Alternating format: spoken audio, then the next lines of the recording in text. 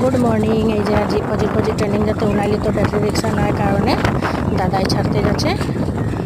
দাদা এত স্পিডে বাইক চালাচ্ছে যে আমারও ভয় লাগছে, কারণ নিজে চলাই করে যতটা ভয় নাই লাগে, বেলেগের বাইকে উঠলে আপনার ভয় লাগে, মানে জীবনটা ধমকে পাই থাকে।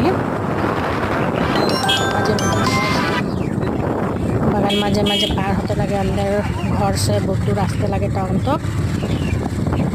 ওই মেন রাস্তাটা পাইনি। দাদাকে বলে আছি যে লাহে লাহে চলাবি, কারণ বেলেগের বাইকে উঠলে আমাকে বহুত ভয় লাগে। নিজে চলাই जितना ভয় নাই লাগে, এই স্পিড চলার কারণে দাদার টপিটাও খুলাই গেল। এখন টপিটা আনতে যাচ্ছি আমি।